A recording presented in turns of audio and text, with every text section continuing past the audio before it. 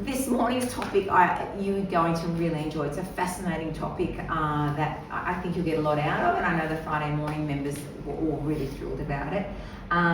So I won't take up any more time, but I would like to introduce you to my husband, who I think you already know that, sharing his expertise in this field. So the floor is yours, my love.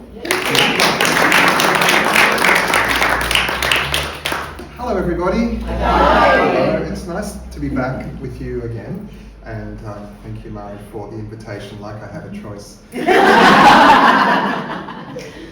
can see the topic on the screen, why won't my brain let me do hard things? And so in the next half hour or so, we're going to be thinking about habits. We're going to be thinking about what happens when we face something that's really difficult, or when we accept challenges, and that's an experience that's pretty universal. I'm also going to be asking you at points through this morning to remember things from your life, and some of that might be a bit hard for you because you have done hard things in the past, and so I just want you to look after yourself during the presentation. So to kick off, I'm going to ask you a question, and the question is, what's the hardest thing you've ever done? Just think about that for a second. What is the hardest thing you have ever done? Now, when I asked Mari this, she said having babies. It's not the hardest thing I've ever done. 28 years ago on Thursday, last Thursday, you were doing that, weren't you? I was doing that with my baby.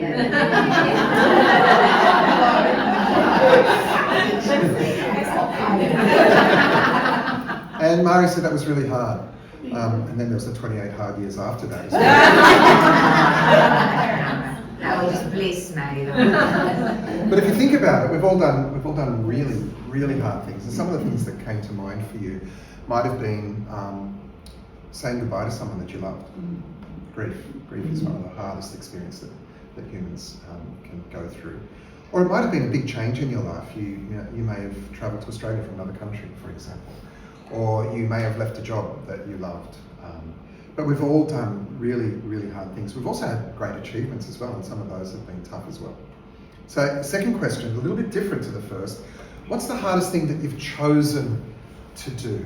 A choice that you made to do something that was really, really hard.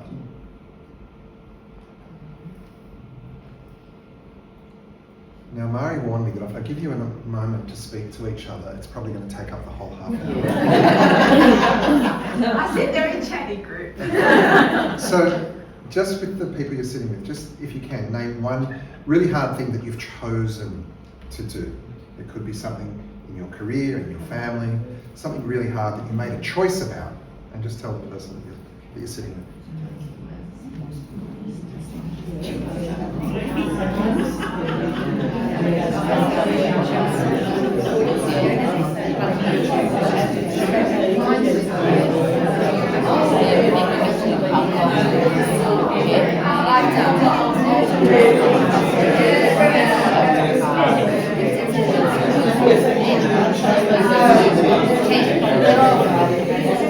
Okay, that'll do it.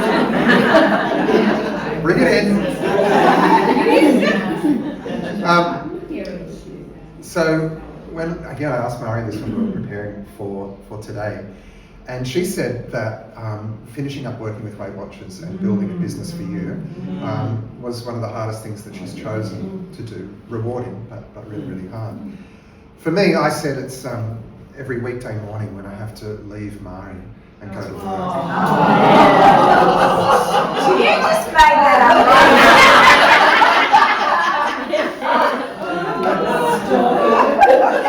Truly. When I was about 42, we had 3 kids, I decided to go back to university and to do a PhD. And that was a choice that I made.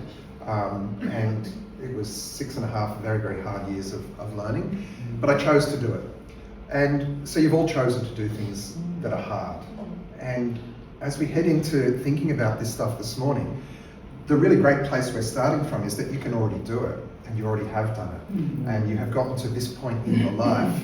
You all seem to be more or less over 25. Yes? Just. So you've gotten to this point in your life having made choices to do things that are really, really hard. So your brain already knows how to do it. This morning we're going to be talking about the psychology of those choices, the psychology of change. And so this is a warning that we are going to get a little bit technical this morning, but it might give you something to think about after this morning's meeting that you come back to during the week.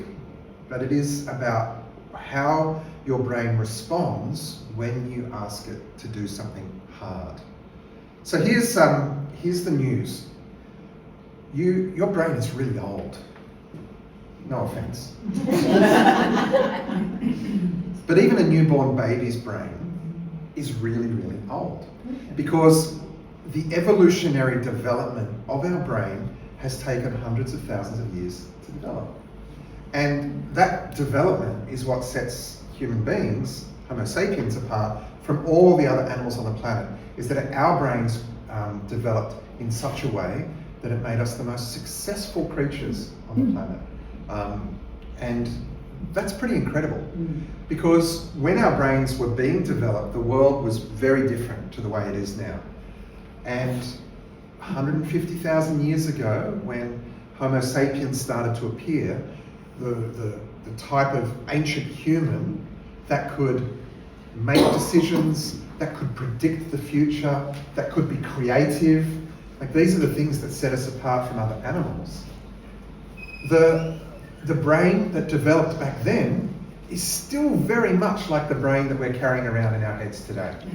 So this ancient brain that lived in a world where food was not plentiful and where there was danger everywhere and where the population was tiny, that same brain is the type of brain that babies are born with today. And it carries with it all of these markings and characteristics of the ancient brain. We're going to be talking about that in this morning's presentation. So your brain has two big jobs, and these two jobs are really dedicated to keeping us alive. In fact, most of what our brain does at a really deep level is about survival, because 150,000 years ago, survival was not a sure thing. Even today, survival is not a sure thing. And so our brain has become this engine room of keeping us alive and contributing to our survival. Two big jobs. The first job of the two jobs is the one I like. It's programmed to conserve energy. So that's what your brain is driven to do, is to conserve energy. And we'll talk about that. Because you need energy for three things if you're walking around with the woolly mammoths and the saber-toothed tigers and in the shadow of volcanoes. You need energy to go and find food as a cave person. You need energy to run away from danger. And you need energy to reproduce. And so by conserving energy, it gives you a better chance of staying alive. Second job is to keep you safe. And your brain has to scan for danger all the time. And that is because back in the day, the world was a really, really dangerous place. And so the brain has developed really sophisticated ways of scanning for and responding to danger. So the two jobs is to conserve energy and to keep us safe. So we're going to extend that idea a bit right through this morning's talk by imagining that inside your head you've got these two employees that are working all the time. And these two employees, they never sleep, they never take a day off, they never take a lunch break, but these two employees, even when you're asleep, are still working for you. And here they are, they're in their office up in your brain, doing their work. The employee on the left, that's your accountant. And she's there to make sure you're not wasting energy. The employee on the right is your bodyguard. And she's there to make sure that you stay alive and avoid risks and dangers. So you've got your accountant and your bodyguard. Let's start with the accountant first, and thinking about the energy that the accountant is designed to save for you. So keeping you with the least use of energy as possible. Think about your brain as a proportion of your body in terms of its weight. Imagine what your brain might weigh compared to the rest of your body. So your body's 100%. What percentage of your body weight is made up by your brain? What percentage of your body weight is made up by your brain? Just turn to the person beside you, have a guess. What percentage of your body weight is made up by your brain. A number between 0 and 100, obviously. What percent do you think? Maddie, you're not sitting with anyone, so you've got to tell someone what you think too.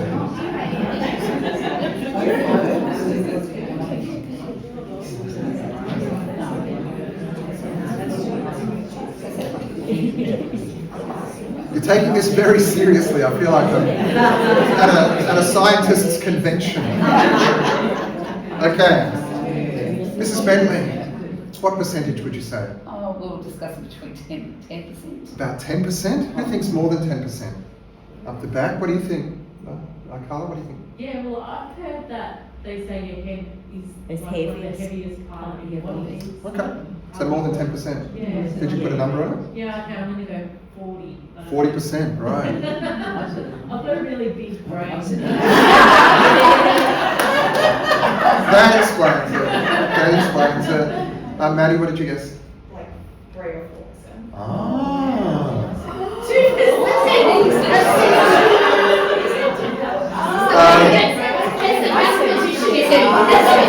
Okay. You were good, yeah. Lee, did you say? Oh, 2. Okay. So make 2 fists like this, and bring the fists together like that. That's the size of your brain, and it's made up of very light, soft tissue. Really light, soft tissue. So it's only 2% of your body weight. Now, when I was teaching, I taught some students for whom it was far less than 2%.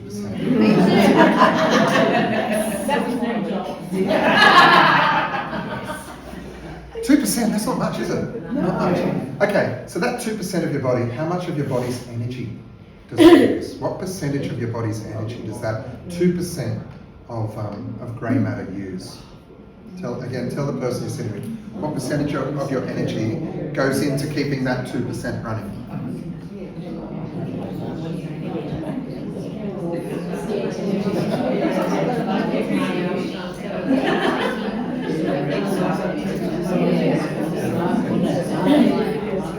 Here you go. 20%. So that 2% uses 20% of your energy. That's ridiculous. It is a very energy intensive part of your body. Considering if all the other things that your body does and all of the energy that it uses, and if you are into exercise, you can imagine all of that output that your body does to keep your muscles moving and keep your lungs breathing, keep your heart beating 24 hours a day. 20% of that goes into your brain. And so the accountant is there looking at every process that your brain does and says, that's too much energy, that's not necessary. And it operates in a way of reducing all of the things that you do, if it can, into just a pattern that you can follow without thinking about it. So if it can make a pattern that you don't have to think about, then it's going to reduce the energy. So, Di, did you brush your teeth this morning? I did. How many times did you brush on the left? The same amount as I did on the right. Can you be sure of that? Absolutely. Do you know how many strokes?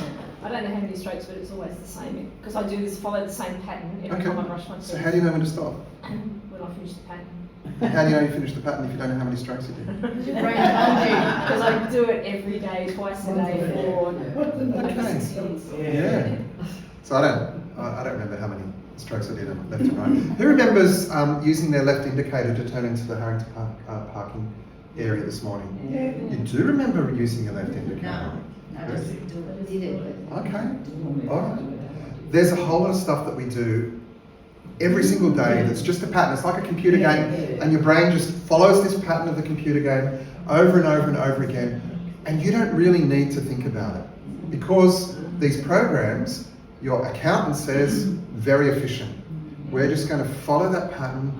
We're not going to worry about stepping in. We've done it like this all the time. We don't need to use extra energy to change the pattern.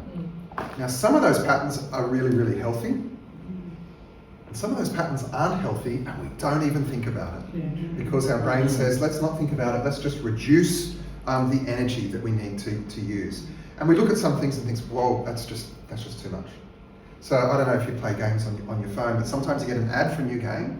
You think, oh, that's nice. And then the accountant steps in and says, no, that's way too hard. We're not doing that.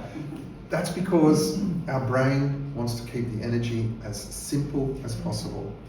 So think about this. We have this pattern that we follow, and sometimes it's healthy, sometimes it's not. And sometimes our brain steps in and takes control. So there are two types of brain functions that keep us going during the day.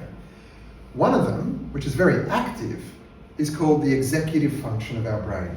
Decision making. So you imagine an executive in an office making all sorts of decisions. Right now, as I'm speaking to you, I'm using my executive function of my brain.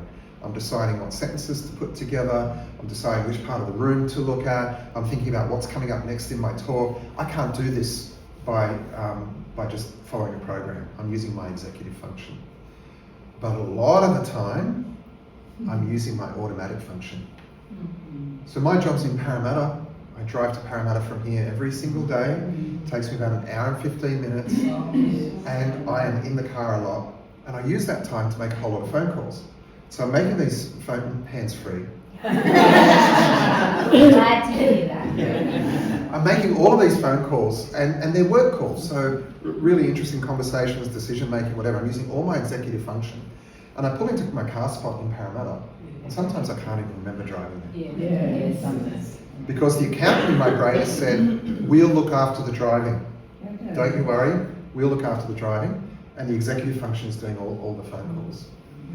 And so when we want to do something hard, when we say, okay, I want to start a new habit, and I know that Mari talks about new habits all the time. When you want to start a new habit, the accountant steps in and says, come on, is that necessary? We already have a pattern for that. Let's just follow that map, because we don't need to do a new map. Doing a new map is going to use more energy than you need to use. So then, you've got your other employee working at the same time, and this is the bodyguard. The bodyguard is the one who's there to make sure that you survive.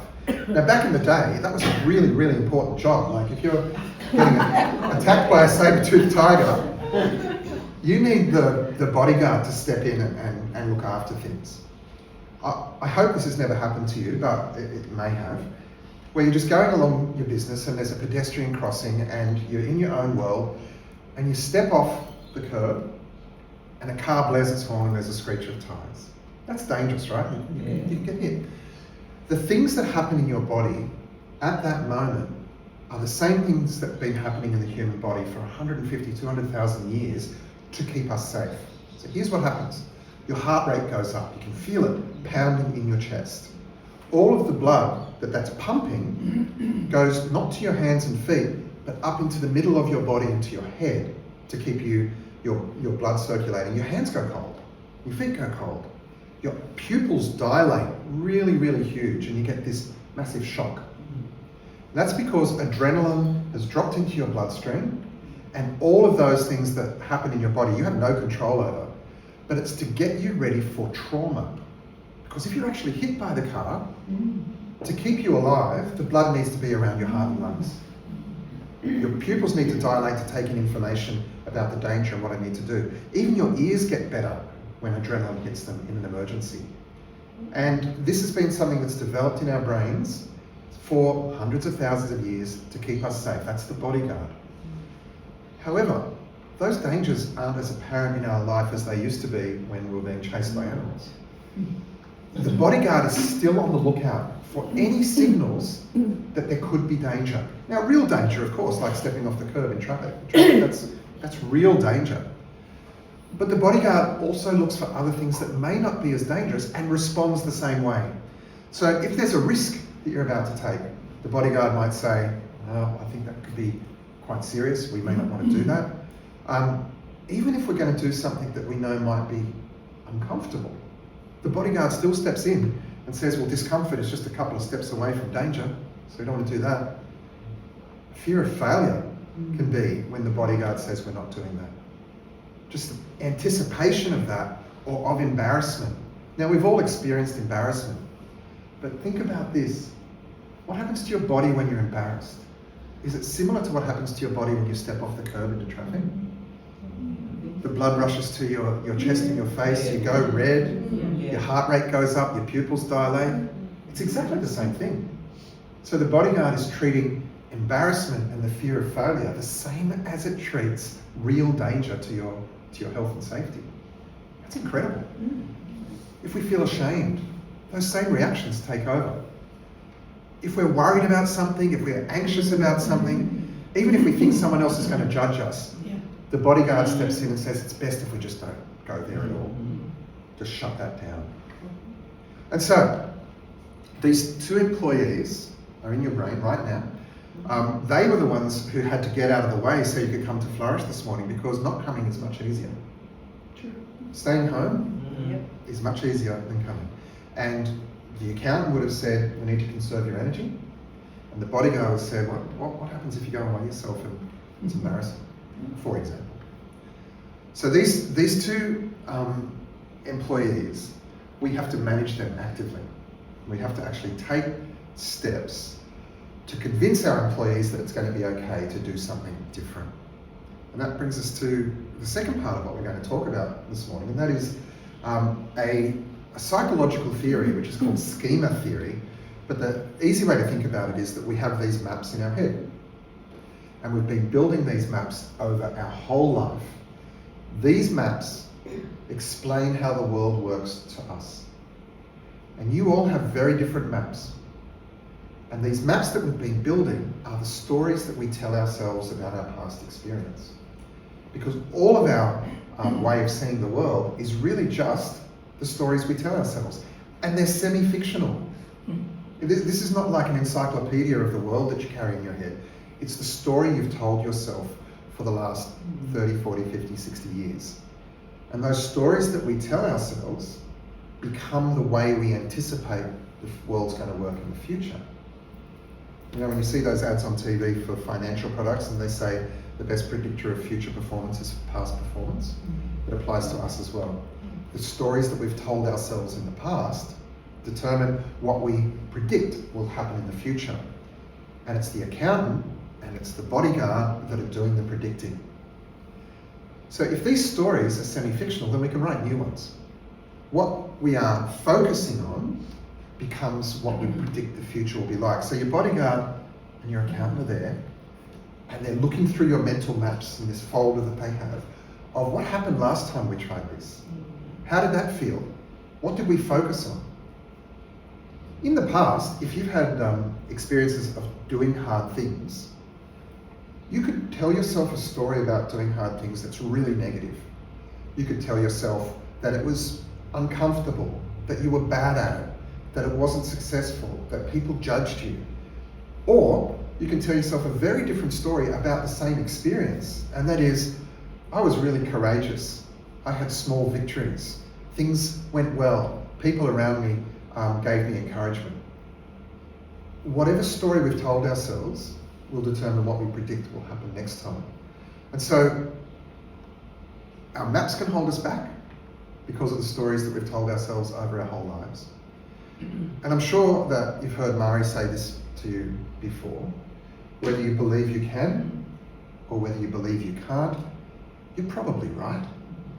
Because that belief will determine your prediction of the future.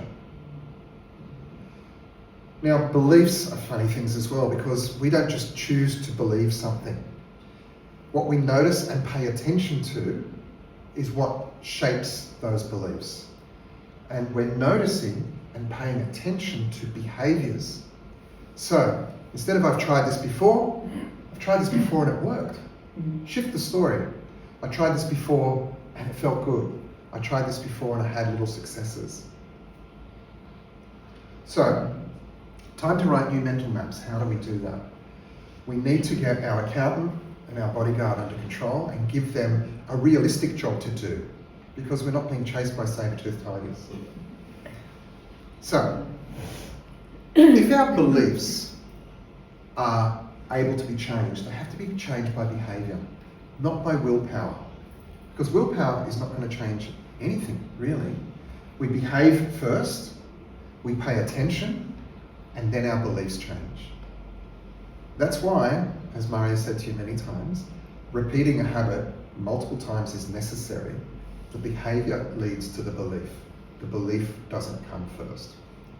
Now, some of you might think that you come to Flourish to get motivated. I want to spend a minute or two talking about why motivation doesn't work either. And I know motivation is a big deal if you look at Instagram or TikTok or anything. You've got all these influencers who are trying to motivate you. Psychologically, motivation is not an effective way of bringing about change. Imagine that you're having a choice between choosing motivation as the way to get started or purpose as an alternative.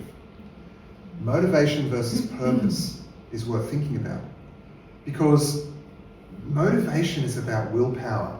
It pushes you on, it gets you started. Like, I'm going to do this, I'm absolutely going to do this, and people around cheering you on, yes I can, yes I can. So it's not a bad way of initiating behaviour, of kicking off, but it will not keep you going, because it takes force to continue behaving based on motivation.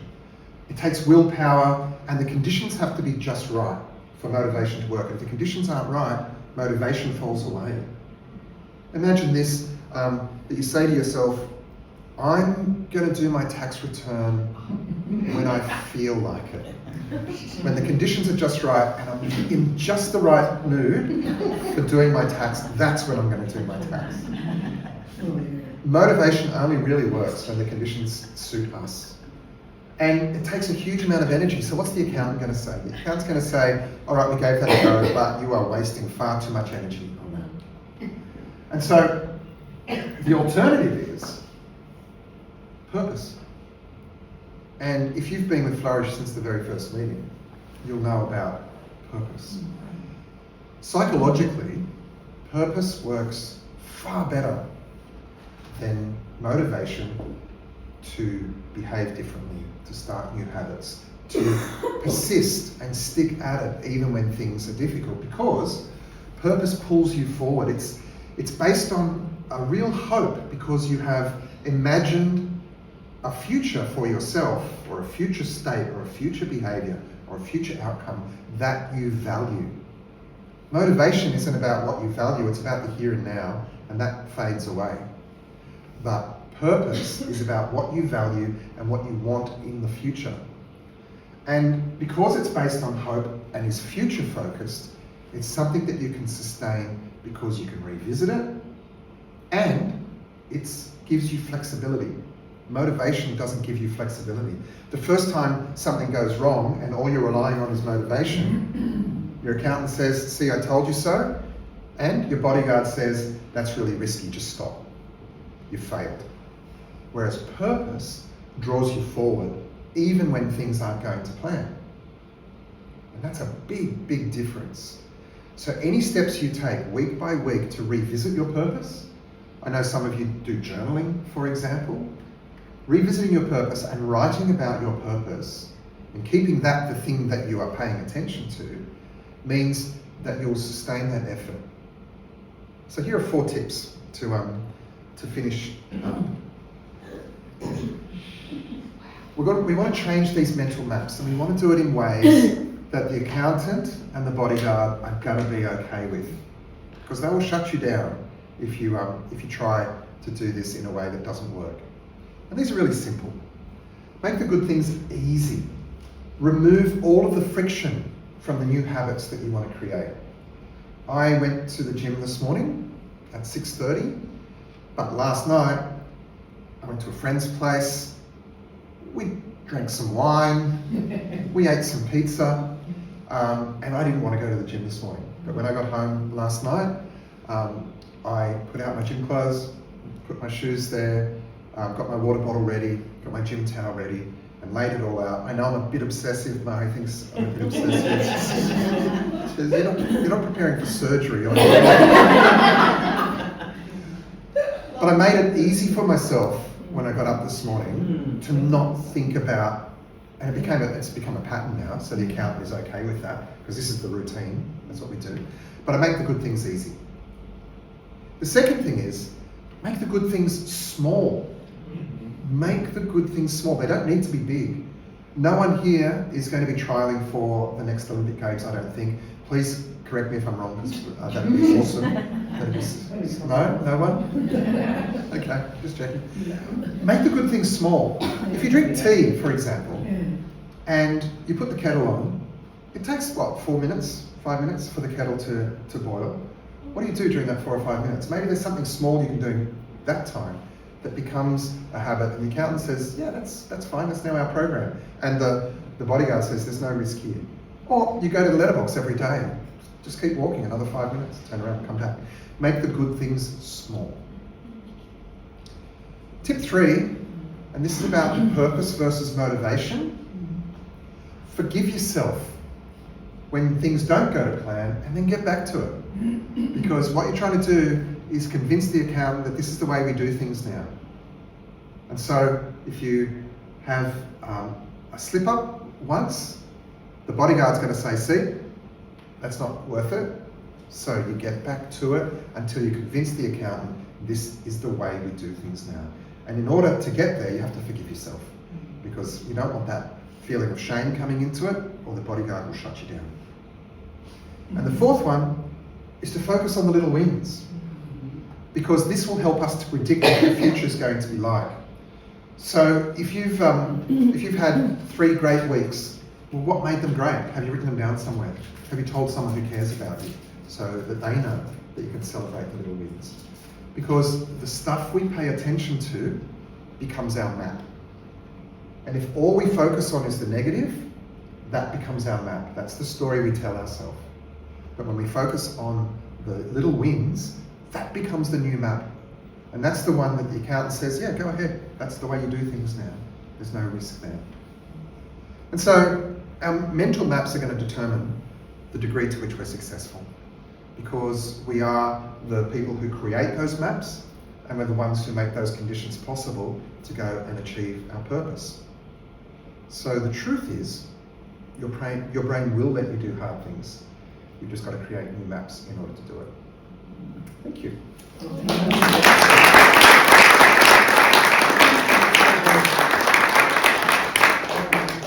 I hope you got as much out of this. This is probably the 4th time I've heard this, and I'm still like, wow. No. Thank you, Greg, for the time and for putting this together.